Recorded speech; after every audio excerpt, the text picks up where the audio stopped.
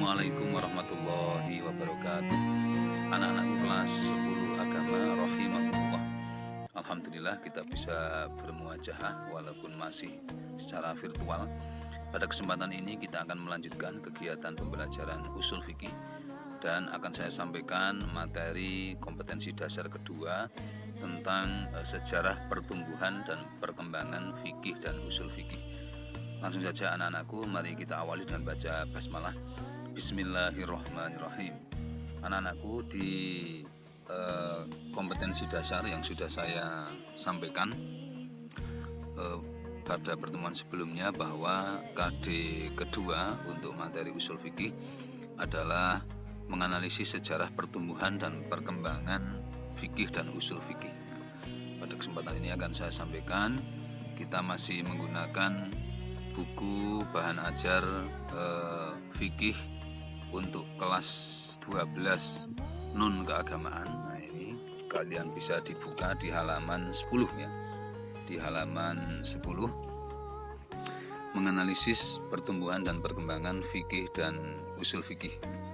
Jadi hukum fikih itu tumbuh bersamaan dengan perkembangan Islam.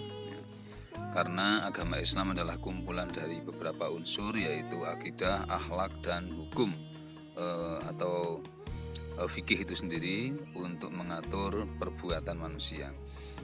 Jika kita ingin mengetahui pertumbuhan dan perkembangan fikih, maka kita dapat melihatnya secara periodisasi dan tahapan-tahapannya. Ulama telah membagi kepada beberapa periodisasi dari pertumbuhan dan perkembangan fikih, sebagaimana dijelaskan oleh Jadul Haq Ali bahwa pertumbuhan dan perkembangan fikih itu dapat dibagi menjadi 5 periode. Yang pertama periode Rasulullah dan masa kedatangan Islam. Yang kedua periode sahabat dan tabi'in. Yang ketiga periode kodifikasi atau tadwin fikih dan kematangannya. Yang keempat periode berhentinya ijtihad, dan yang kelima periode kebangkitan. Anak-anakku, pertumbuhan dan perkembangan usul fikih, nah itu yang fikih ya, yang fikih dibagi menjadi 5 itu. Kemudian yang usul fikih secara umum ini sudah pernah disampaikan oleh Amir Syarifuddin bahwa usul fikih itu bersamaan munculnya dengan ilmu fikih itu sendiri. Walaupun dalam penyusunannya fikih dilakukan lebih dahulu daripada usul fikih. Maksudnya hukum-hukum untuk pelaksanaan ubudiyah itu sudah ditetapkan terlebih dahulu, baru digali oleh ulama tentang dasar-dasar atau asal muasal hukum itu diberlakukan dengan memperdalam, menganalisis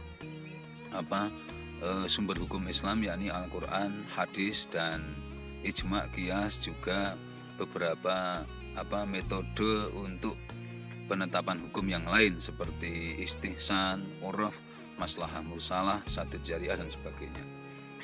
Kemudian penyusunan fikih itu sebenarnya sudah dimulai langsung setelah wafatnya Rasulullah, yaitu pada periode sahabat, dan pada waktu itu pemikiran tentang usul fikih juga telah ada.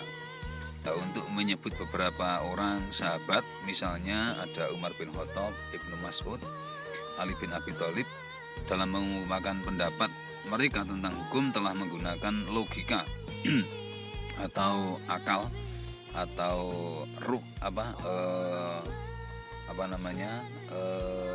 dengan menggunakan pendekatan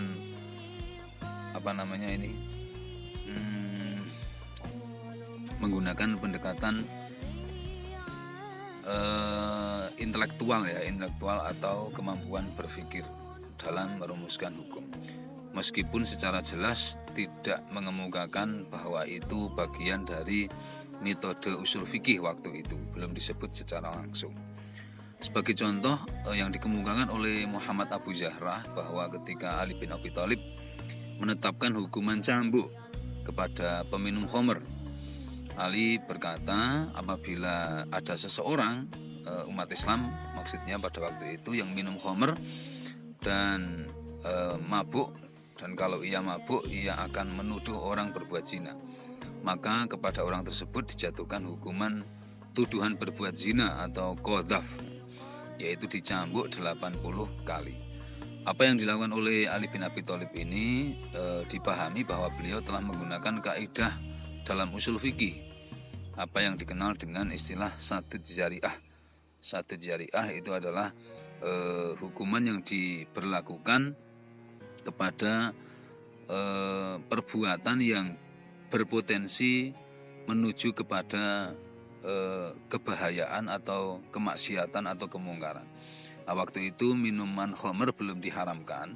Kemudian kalau orang minum khamr dia akan mabuk, kemudian ngomong seenaknya, bahkan bisa ada kemungkinan menuduh orang-orang yang baik berbuat zina, maka ini berpotensi berbahaya. Maka ketika dia minum, dia langsung dihukum dengan 80 kali cambuk atau dera. Ini berarti metode yang digunakan oleh Sayyidina Ali ini metode usul fikih yang disebut sadud zari'ah. Nah, pada masa tabi'in kegiatan istimbat semakin meluas karena bersamaan dengan itu banyak persoalan hukum yang muncul. Pada masa ini tampil sejumlah tokoh dari kalangan tabi'in yang banyak mengeluarkan fatwa, di antaranya Sa'id ibnu al-Musayyib dan beberapa orang lain di Madinah dan Ibrahim an-Nakhai di Irak. Mereka adalah orang-orang yang memahami Al-Quran, hadis, dan fatwa sahabat. Di antara mereka ada yang menggunakan pendekatan maslahah mursalah, kemaslahatan umum, dan ada pula yang menggunakan qiyas jika mereka tidak menemukan jawaban atas persoalan di dalam Al-Quran maupun hadis. Kemudian Ibrahim an-Nakhai dan ulama Irak dalam praktik istimbat hukum mengarah kepada penggunaan pendekatan ilat atau alasan dalam memahami nas dan menerapkannya terhadap persoalan atau kasus baru yang muncul. Maksudnya dalil atau nas Al-Quran hadis ini dibaca, dipahami, kemudian ditelusuri alasan kenapa hukum dalam dalil itu muncul. Nah, ini alasannya digali lebih mendalam. Nah, ini sudah menggunakan pendekatan ra'yu atau logika atau pemikiran. Nah, secara praktis baik pada masa sahabat maupun pada masa tabi'in, kegiatan istimbat hukum dengan menggunakan pendekatan usuliyah telah ada, dengan menggunakan pendekatan pokok-pokok pikiran, asal muasal, ini sudah ada, hanya saja belum dirumuskan sebagai sebuah teori dalam ilmu usul fikih. Kemudian setelah berlalunya era tabi'in, maka mulai muncul era kebangkitan ulama dengan pola-pola tersendiri dalam istimbat hukum. Nah, perbedaan pola istimbat ini yang kemudian melahirkan mazhab usul fikih yang beragam dalam pemikiran hukum Islam. Era ini terjadi ketika memasuki awal abad kedua Hijriah atau pada masa Bani Abbasiyah. Ya, ini muncul imam-imam mazhab seperti Imam Abu Hanifah, Imam Malik, Imam Syafi'i, Imam Ahmad bin Hanbal. Pada era inilah muncul sejumlah ulama besar yang sangat berjasa dalam melahirkan ilmu usul fikih, dan masing-masing ulama besar tersebut memiliki metode atau manhaj tersendiri yang berbeda dengan lainnya dalam istimbat hukum. Imam Abu Hanifah misalnya meletakkan dasar-dasar istimbatnya dengan urutan dalil, yaitu kitab, sunnah, dan fatwa sahabat, dengan mengambil apa yang telah disepakati oleh sahabat dan memilih pendapat di antara mereka jika terjadi ikhtilaf atau perbedaan. Abu Hanifah juga menggunakan qiyas dan istihsan. Istihsan itu pertimbangan kebaikan, ya, kemaslahatan sebagai sarana dalam istimbat hukum. Menurut Sofi Hasan Abu Thalib, sesungguhnya sistem istimbat yang dibangun oleh Imam Abu Hanifah, yang kemudian sistem ini menjadi pokok-pokok pegangan mazhab Hanafi, adalah yang pertama Alkitab, As-Sunnah, Ijma', Qiyas, Istihsan, dan kemudian Uruf. Nah, ini yang dipakai oleh Imam Abu Hanifah untuk menetapkan hukum atau istimbat hukum. Ada itu, ya, 1, 2, 3, 4, 5, 6, ya. Alkitab, Al-Quran, Sunnah atau hadis, Ijma', Qiyas, Istihsan, dan Uruf. Kemudian imam mazhab yang kedua, Imam Malik, menempuh pendekatan manhaj usuliyah yang secara tegas menggunakan amal ahli Madinah atau tradisi atau praktik kehidupan penduduk Madinah. Secara jelas ini Imam Malik dalam sistem istinbat menggunakan beberapa sumber. Yang pertama kitab Al-Quran, kemudian As-Sunnah, Ijma', Qiyas, dan amal ahli Madinah, maslahah mursalah, istihsan, satu jariah, uruf, dan istishab.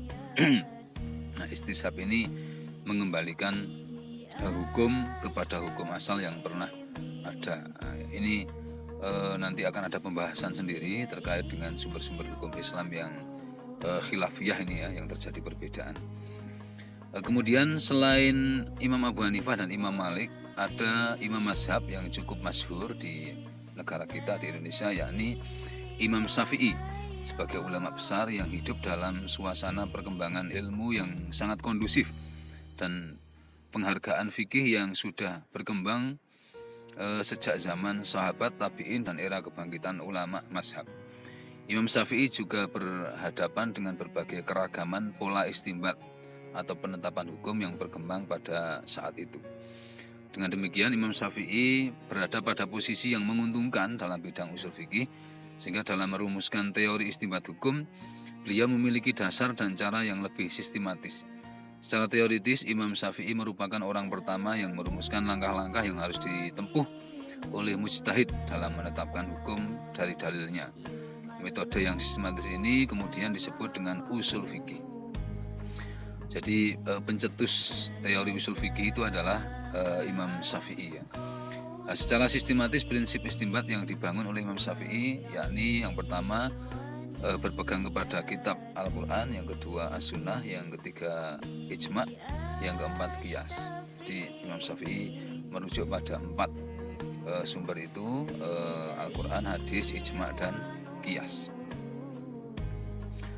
Kemudian teori istinbat yang dirumuskan oleh Imam Syafi'i menjadi rujukan bagi para ulama dan mujtahid sepeninggal beliau. Jadi ulama-ulama setelah Imam Syafi'i ini tidak mengikuti Imam Abu Hanifah atau Imam Malik, tapi mengikuti Imam Syafi'i, sehingga sumber hukum Islam yang 4, Al-Quran, hadis, Ijma', dan Qiyas ini banyak digunakan dan menjadi sumber hukum Islam yang nyaris tidak ada perbedaan bagi para ulama.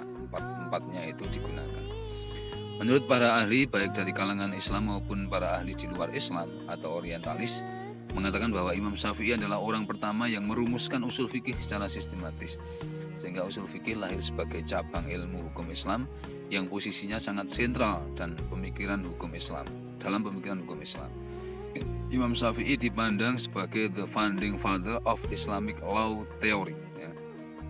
The founding father of Islamic law theory. Jadi pendiri atau pencetus hukum teori hukum Islam, atau juga singkatnya beliau disebut dengan bapaknya usul fikih. Diakui meskipun sudah ada upaya sebelumnya untuk merumuskan langkah-langkah dalam istinbat hukum yang dilakukan oleh para pendahulu Imam Syafi'i seperti Imam Abu Hanifah dan Imam Malik, akan tetapi belum merupakan suatu metode yang sistematis sebagaimana yang dilakukan oleh Imam Syafi'i. Dengan kata lain, usul fikih yang lahir sebagai suatu teori hukum Islam merupakan hasil rumusan dari Imam Syafi'i. Nah, rumusan itu lahir setelah melewati telaah dan kajian akademik, kajian secara mendalam yang dilakukan oleh Imam Syafi'i terhadap berbagai pemikiran fikih yang masih sporadis atau belum sistematis. Sporadis itu maksudnya spontan dalam menyikapi persoalan yang ada. Nah, teori usul fikih yang telah dirumuskan oleh Imam Syafi'i secara sistematis itu dapat dilihat dalam karya monumental beliau yang disebut kitab Ar-Risalah, ya, kitab Ar-Risalah, atau artinya Risalah itu surat, tapi ini kitab usul fikih yang pertama. Kenapa dinamakan surat? Karena beliau waktu itu menjawab pertanyaan dari Khalifah Al-Ma'mun sebagai pemimpin umat Islam yang menanyakan tentang isi Al-Quran. Surat 1 lembar dijawab oleh Imam Syafi'i dengan metode yang mendalam sehingga jawabannya bisa menjadi kitab setebal kurang lebih 300 halaman. Ini hebatnya Imam Syafi'i. Kerangka dasar yang telah diletakkan oleh Imam Syafi'i ini dikembangkan oleh para murid, pengikutnya dan orang-orang yang datang kemudian. Nah, salah seorang murid yang juga akhirnya terkenal yaitu Imam Ahmad Ibnu Hambal. Ini yang terkenal dengan Imam Mazhab Hambali, ya. Mazhab Hambali. Beliau juga punya andil yang cukup besar dalam pemikiran usul fikih. Langkah-langkah istinbat hukum yang digariskannya suatu kitab ini sumber hukum yang digunakan dalam istinbat hukum oleh Imam Ahmad bin Hambal, yakni kitab Al-Quran, As-Sunnah, Ijma', Qiyas, Istishab, Maslahah Mursalah, dan Sadid Jariah. Selain tokoh-tokoh yang telah disebutkan di atas, terdapat pula sejumlah ulama yang juga cukup berjasa dalam pengembangan usul fikih. Di antaranya Daud Ibnu Sulaiman Al-Zahiri.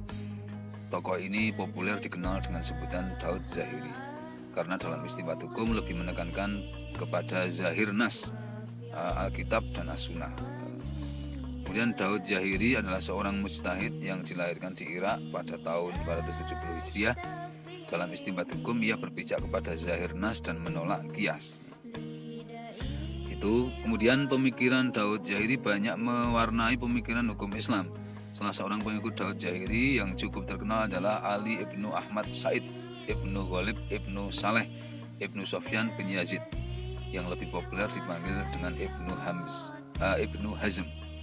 Karya usul fikihnya yang sangat terkenal yang hingga sekarang tetap menjadi rujukan yaitu Al-Ihkam fi Usulil